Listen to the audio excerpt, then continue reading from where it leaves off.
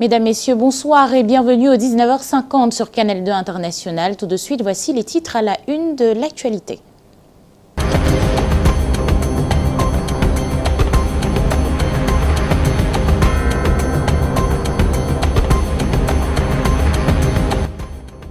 Paul Atanga-Ndji appelle à la défense populaire en visite à Galim après les assauts perpétrés par des séparatistes.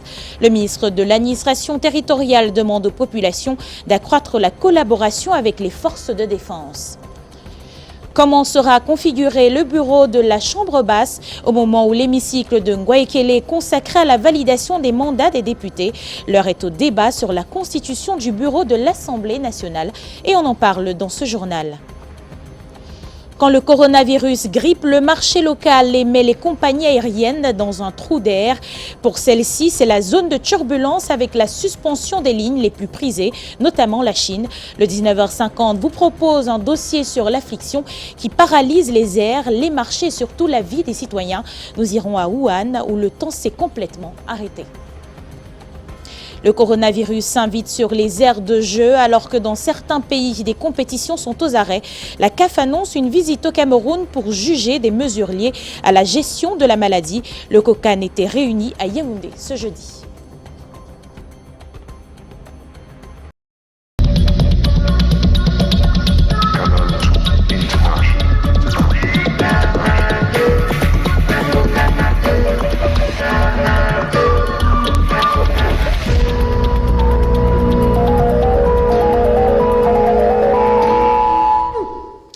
Bonsoir et bienvenue à tous. Nous le disions en titre il y a quelques instants, attaque de Galim.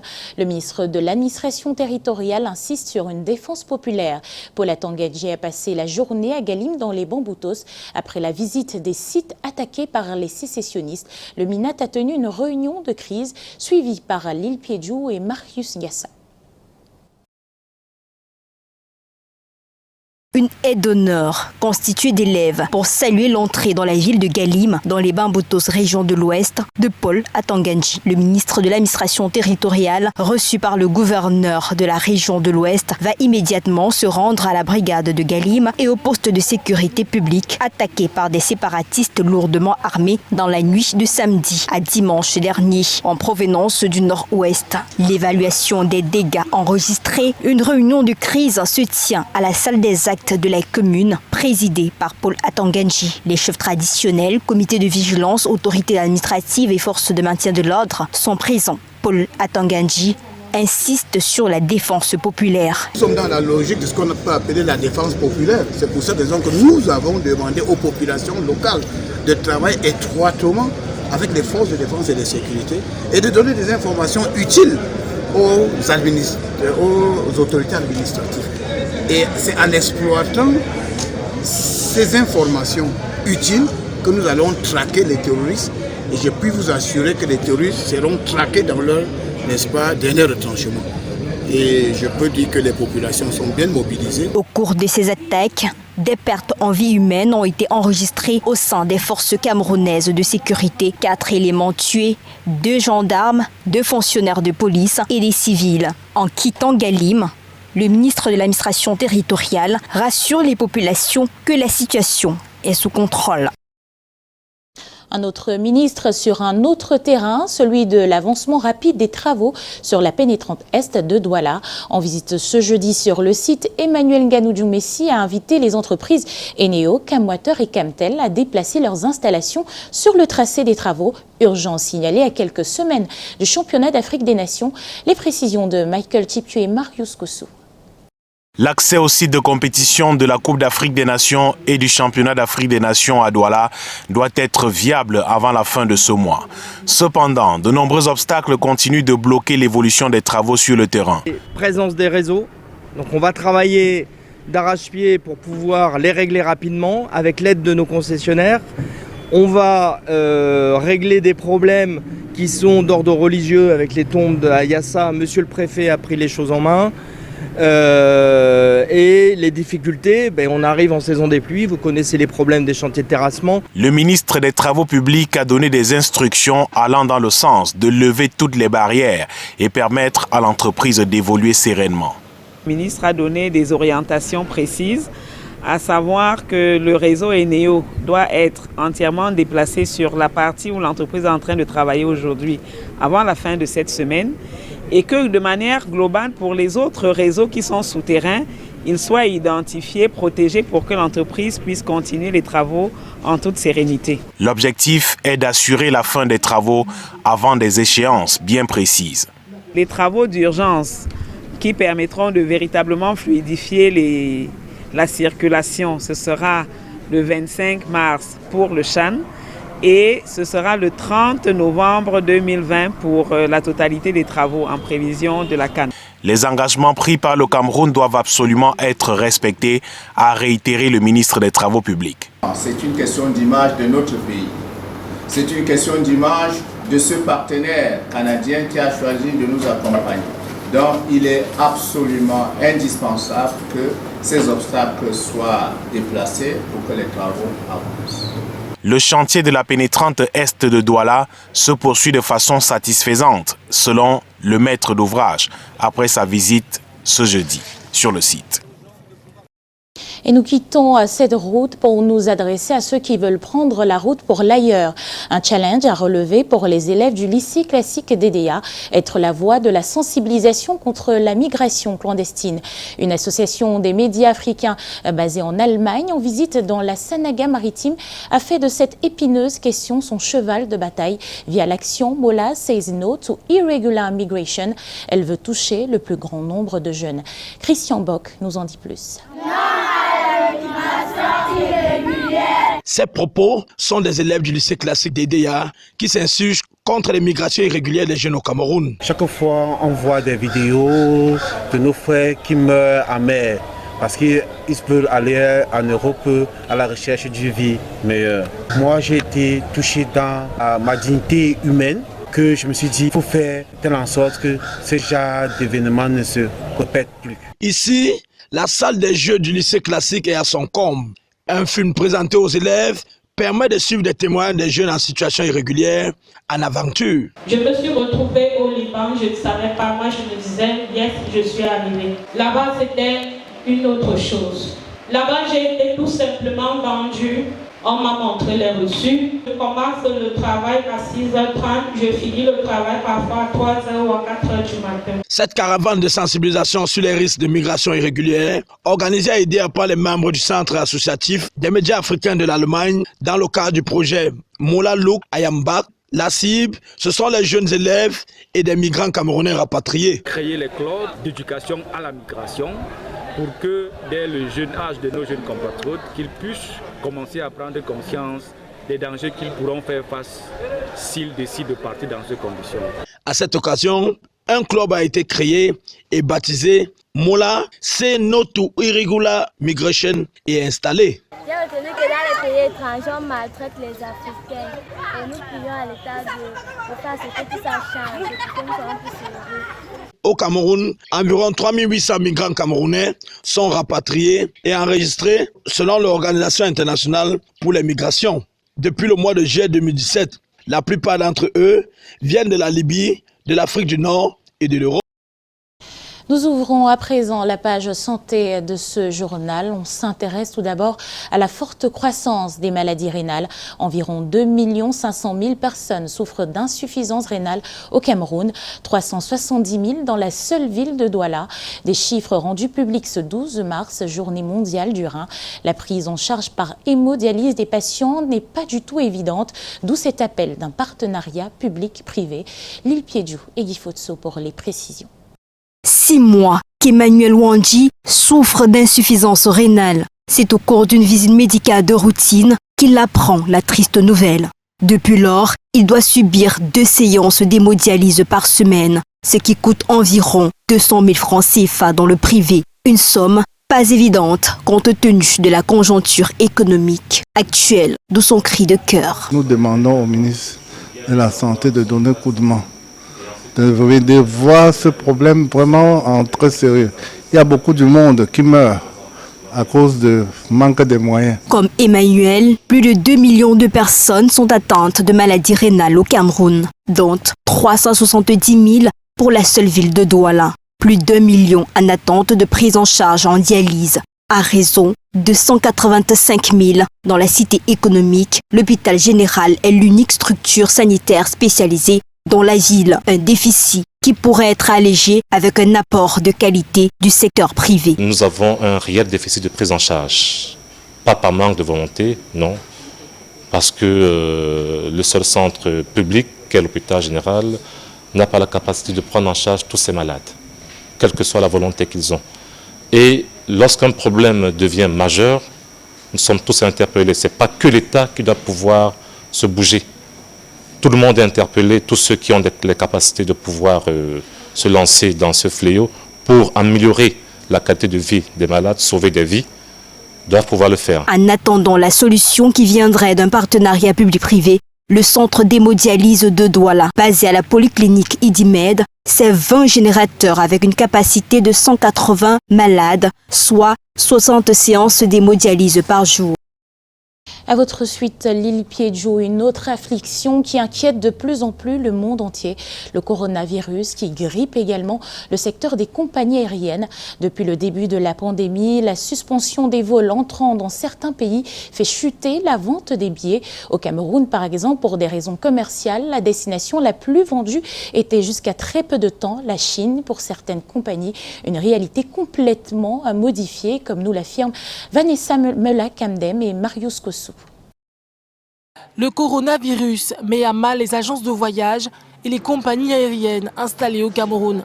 Avec la suspension des vols vers les pays comme la Chine, l'Italie ou la Corée du Nord, la vente des billets d'avion ne fait que dégringoler. Plusieurs des grandes compagnies ont complètement arrêté.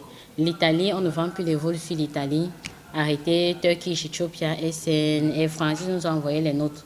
Comme quoi, pour le moment, jusqu'à ce qu'on lève l'alerte, on ne vend plus les billets, ils ne font plus l'Italie, ils ne font plus la Chine, il y a beaucoup de pays qui ne font plus. La Chine était la destination la plus vendue par Egypt Air avant l'arrivée du virus. Désormais, ce sont les pays européens, mais avec les cas de contamination qui ne font que se multiplier de ce côté, la compagnie n'est plus sûre de rien. Pour le moment, elle peut encore compter sur la destination États-Unis puisque seules les compagnies européennes y sont interdites d'accès depuis ce 11 mars. Pour des raisons de politique managériale, Egypt Air s'abstiendra de s'exprimer ouvertement face caméra. Qu'à cela ne tienne, la décision du président Trump n'a pas un réel impact pour certaines agences de voyage qui estiment que les vols vers les États-Unis ne se vendent pas tant que ça à partir du Cameroun. C'est beaucoup plus les compagnies africaines comme Ethiopia, oui, vont beaucoup en bénéficier. Pareil pour Royal Air Maroc et Turkish Airlines également. Ah oui, j'ai oublié, Égypte également. Quoi qu'il en soit, toutes les compagnies aériennes sont en zone de turbulence. C'est le remède contre la pandémie du nouveau coronavirus qui viendra les sortir de là. Et il faut se serrer la ceinture comme en Chine depuis des mois. Les mesures de confinement sont extrêmement difficiles pour les habitants. Parmi eux, de nombreux ressortissants africains qui sont pour la plupart en bonne santé et ne demandent qu'à rentrer chez eux. Voyons cela dans cet élément que nous proposent nos confrères de la BBC. Ça a été une expérience très éprouvante. C'est difficile de rester à l'intérieur pendant près de 2 mois. C'est très, très éprouvant, physiquement et mentalement. Si vous ne pouvez pas vous déplacer et que vous êtes confiné, c'est éprouvant.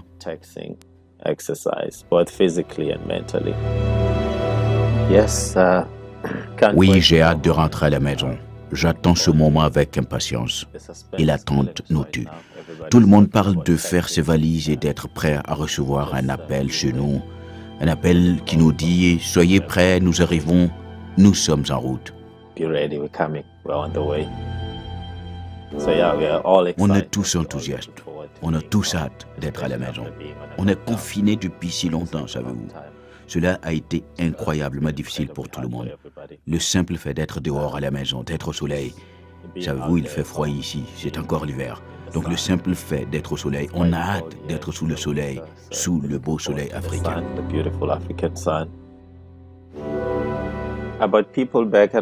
En ce qui concerne les personnes qui pensent que nous allons les infecter en rentrant à la maison, eh bien, je pense qu'elles ont besoin d'un petit réveil. d'un tout petit peu d'éducation ou d'information sur le virus lui-même. Tout d'abord, aucun de nous ici n'a été infecté. On est donc tous des individus en bonne santé.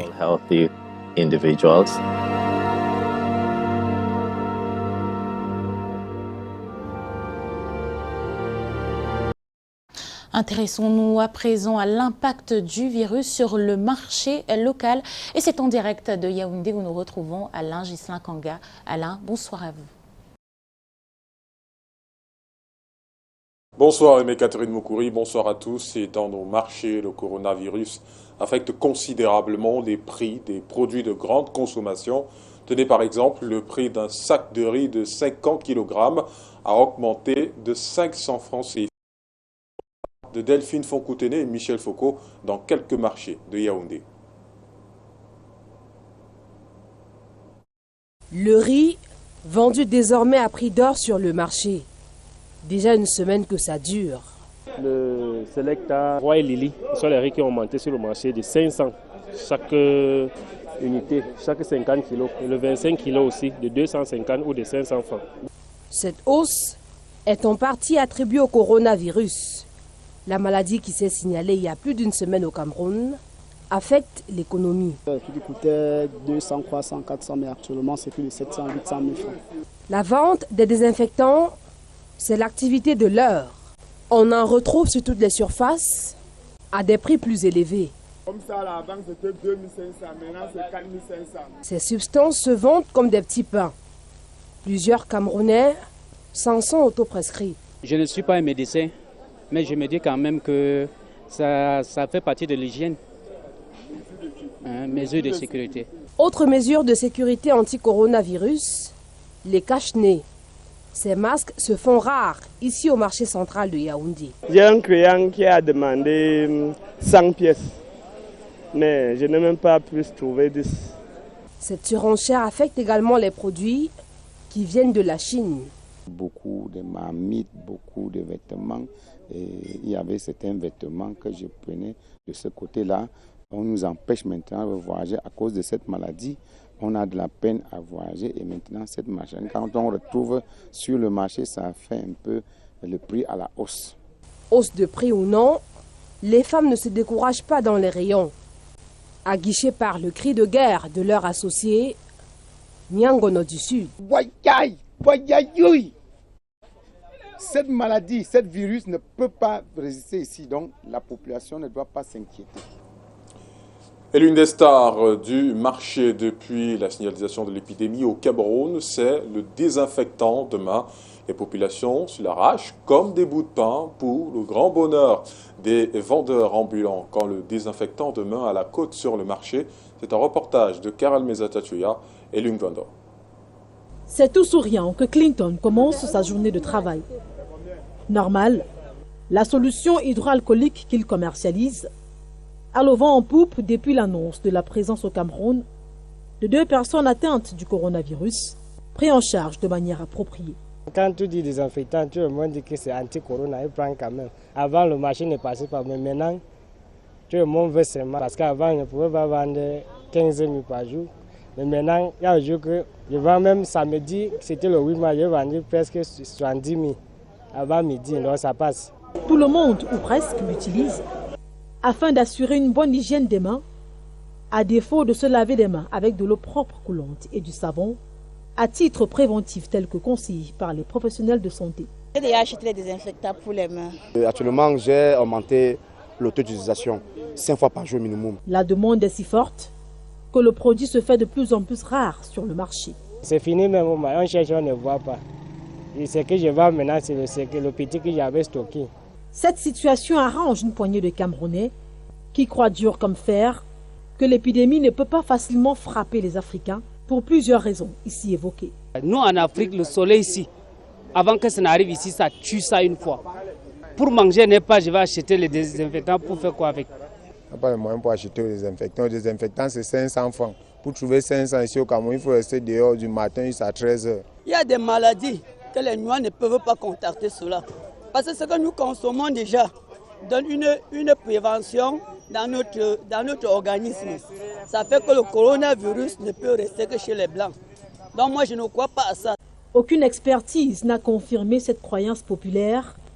Donc, les mesures conseillées par l'Organisation mondiale de la santé restent valables pour toutes les races et tous les continents.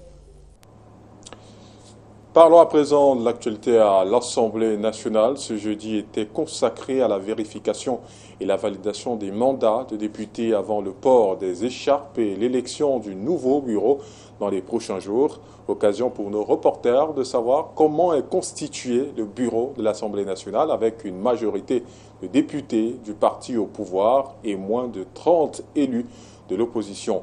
Brand Kamga et Serge Alain Zebou. Le règlement intérieur de l'Assemblée nationale du Cameroun ressort clairement la constitution du bureau. 23 postes pour un an renouvelable, dont un président, un premier vice-président, 5 vice-présidents, 4 questeurs et 12 secrétaires. Si tous les postes doivent refléter l'ensemble des partis politiques représentés à la Chambre basse du Parlement, suivant l'article 17 alinéa 6 du règlement, il y a comme une dictature du RDPC, 139 députés sur 167. Ils ont beau avoir une majorité obèse, gênante et frustrante, ils ne s'en privent jamais. On doit bien se douter que même ici, dans l'occupation des postes de responsabilité dans le bureau, ils auront la même propension. À la 9e législature, l'Union des populations du Cameroun, par exemple, a revendiqué en vain un poste au bureau avec ses 3 députés.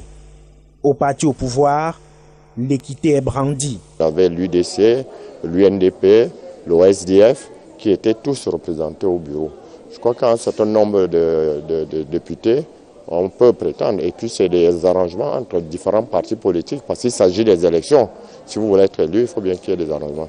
Des arrangements pour être membre du bureau et bénéficier de certains avantages, comme un chauffeur ou un garde du corps. Quant à la rumeur qui annonce qu'Abra Libi, candidat au poste de président de l'Assemblée nationale, l'élu de la nation y voit l'expression d'un vœu. C'est une sorte d'attente exprimée par la base de voir un renouvellement à la tête aussi de cette institution qu'est l'Assemblée nationale. Donc je tiens à dire au peuple que j'ai reçu cet appel.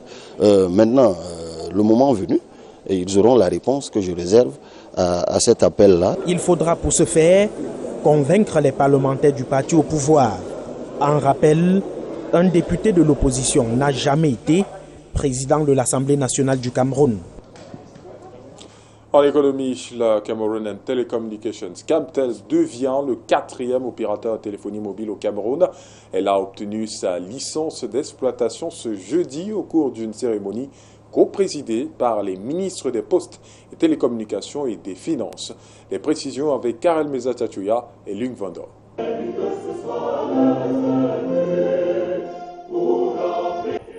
Une nouvelle page s'ouvre à Camtel. Le directeur général Judith Yassonde Pouzachidi reçoit des mains du patron des Postes et Télécommunications des titres d'exploitation pour les activités que mène l'entreprise dont elle a la charge dans les domaines du transport, du fixe et du mobile. Il s'agit d'une convention de concession pour l'établissement et l'exploitation d'un réseau de communication électronique mobile à couverture nationale ouvert au public, lié aux technologies d'accès 2G, 3G et 4G, d'une convention de concession pour l'établissement et l'exploitation d'un réseau de communication électronique fixe à couverture nationale ouvert au public par des accès filaires et d'une convention de concession pour l'établissement et l'exploitation d'un réseau de transport de communication électronique, y compris des stations d'atterrissage de câbles sous-marins et des téléports vers les réseaux à satellite. Je m'engage solennellement, au nom de tout le personnel de Camtel, à respecter scrupuleusement les obligations qui sont prescrites dans les titres d'exploitation que nous venons de recevoir.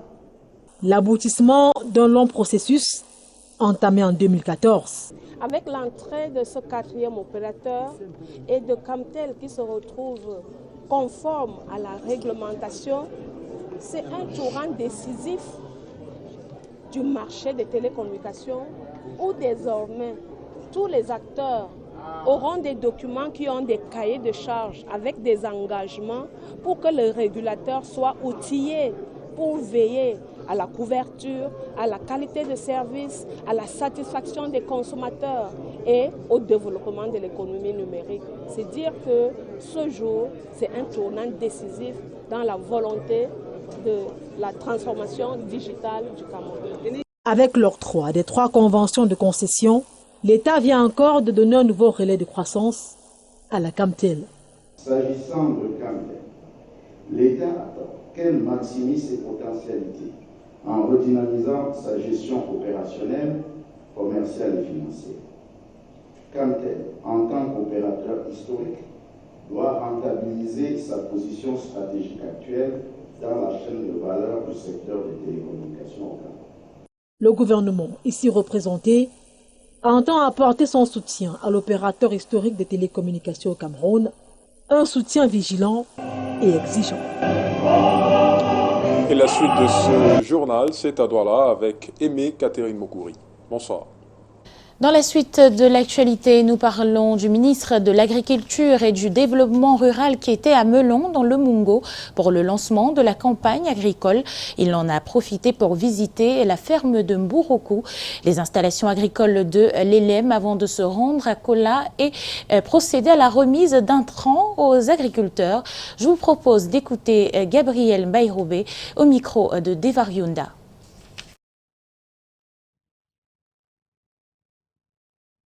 Parce que je suis dans le grenier agricole du Cameroun, vous savez, le Mungo. Je suis ici dans une exploitation de femmes, de coopératives de femmes, qui regroupent à peu près 4000 femmes, comment c'est important, qui font dans du maraîcher, dans les épices, qui font aussi dans du cacao et du café, parce que j'ai rencontré déjà ces femmes dans des fêtes du café et du cacao. Et nous encourageons ces femmes. Aujourd'hui, ce que nous voulons que ces femmes fassent, avec notre appui, c'est de passer à une deuxième étape qui consiste non seulement à produire toute l'année avec des systèmes d'irrigation, mais aussi à compléter la chaîne de valeur par la transformation de leurs produits de manière à avoir plus de revenus. Donc nous sommes très heureux de ce que font ces femmes, parce qu'à côté de ça, ils intègrent des jeunes diplômés qui se forment ici et qui peuvent s'auto-employer. Nous sommes heureux. Et pour être tout à fait complet au sujet du coronavirus, dans l'objectif d'apporter une riposte sous-régionale efficace à la propagation du Covid-19, les ministres de la Santé de la CEMAC étaient réunis à Douala. 4 axes majeurs après les travaux à huis clos ont été adoptés pour la réduction efficace de la pandémie dans la sous-région Afrique centrale. Pour y parvenir, un fonds communautaire pour l'urgence sanitaire a été mis sur pied, ainsi qu'un dispositif qui puisse garantir la veille au niveau des postes frontaliers. Je vous propose une attitude du secrétaire exécutif de l'Agence de l'Organisation de coordination pour la lutte contre les endémies en Afrique centrale et le ministre camerounais de la Santé publique au micro de Robert Charlitoc et Thierry Nana. Il s'agit d'un plan global à mettre en œuvre en 2 phases. La phase à court terme pendant les 3 prochains mois et la phase à moyen terme qui s'étend de juin à décembre 2020.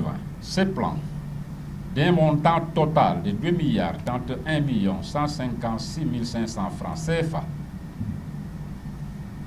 comprend les 4 axes stratégiques suivants. Axe stratégique 1, renforcement du leadership, coordination, collaboration, mise à jour et partage des informations, communication. Axe stratégique 2, renforcement des mesures de surveillance au point d'entrée, voies aériennes, maritimes et terrestres.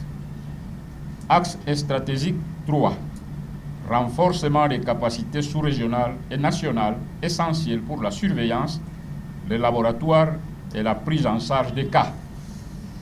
Axe stratégique 4, logistique, mesures concrètes pour assurer la disponibilité des médicaments et autres produits de santé, y compris produits de laboratoire, EPI et dispositifs médicaux dans la sous-région. Nous venons d'adopter donc une feuille de route qui comporte 4 axes et nous avons nous-mêmes qualifié les actions inscrites dans ces feuilles de route comme étant des actions prioritaires. L'ensemble des activités que nous avons, retenues dans le cadre de ces actions prioritaires concernent en réalité des activités de surveillance épidémiologique, des activités de surveillance de nos points d'entrée communs, parce qu'en réalité nous en avons beaucoup dans l'espace CEMAD. Le renforcement de notre laboratoire dans le cadre des diagnostics et la prise en charge des cas. Un accent est mis aussi sur la communication, et donc nous pensons que tous mobilisés dans le cadre de la mise en œuvre de ces actions prioritaires, nous pourrons, n'est-ce pas, peut-être pas exempter notre zone, notre sous-région de cette épidémie, mais nous pouvons freiner la propagation de cette épidémie dans notre espace communautaire. Un mot en société. À présent, elles sont conscientes du regard discriminatoire que porte la société sur elles. Belles de nuit, travailleuses du sexe, des femmes qui ont eu droit à la parole à Ebolova grâce à l'association Horizon Femmes. Le temps d'une journée, elles sont sorties des couloirs sombres où elles exercent leur métier pour conter l'histoire noire des violences qu'elles subissent. Voyons cela avec Ambroise Foguet. Oui, nous sommes prostituées. Comme femmes, nous avons des droits. Pas évident de trouver une jurisprudence camerounaise sur le sujet. Malgré cela, des travailleuses de sexe d'Ebolova dénoncent l'omerta face aux injustices dont elles font l'objet. On a beaucoup de risques dehors. Une amie, mais c'était à Kribi. On l'a retrouvée morte dans la chambre, dans un hôtel de la place. Parfois, il y a un homme qui peut te prendre et t'amène quelque part. Parfois, le préservatif se pèse. Parfois, il te viole. Tu ne peux même rien faire. Tu trouves un client qui t'amène peut-être chez lui. Arrivé là-bas, c'est même plus chez lui. Tu te retrouves que tu es même couché dans un cimetière. On nous rafle. On va nous laisser dans un commissariat toute la nuit. Le matin, on nous demande de payer. Ils finissent de prendre notre argent comme ça. Nous, on reste comme ça. Si tu as un enfant, ton enfant reste en famille. Les activités de prestations sexuelles rendues en échange d'une compensation monétaire sont lucratives dans le coût. Mais le tribut à payer semble lourd. On peut avoir plus de 20 000, peut-être même, pourquoi ne pas 50 000? Ça dépend. Parfois tu n'as rien. Je peux rencontrer même 5, 10, ça dépend. Comme tu peux trouver rien qu'un seul partenaire et tu as ce que tu as envie, tu dors. En prélude à la Journée internationale de la femme, l'association Horizon Femmes nous a conduits dans le biotope local des prostituées. Nous venons avec un regard de non-jugement. Nous les prenons comme des femmes. Nous allons vers elles en disant que ce n'est pas parce que vous êtes travailleuse de sexe que vous n'avez pas droit à la santé. C'est quelque chose que vous avez choisi librement de faire. Nous ne sommes pas là pour vous juger par rapport à votre activité. Rond-point central d'Ebolova. Ce lieu-dit a été rebaptisé en 2000. Carrefour Tamzou, son ancien substantif, est banni. Et pour cause, la mauvaise réputation de ses couloirs. Quand nous arrivons sur le couloir, elles se sentent de plus en plus valorisées, même je voudrais dire. Et aussi, du fait qu'elles savent que l'activité qu'elles font est criminalisée par la loi, justifie aussi le fait qu'elles préfèrent rester cachées, qu'elles préfèrent rester dans la clandestinité.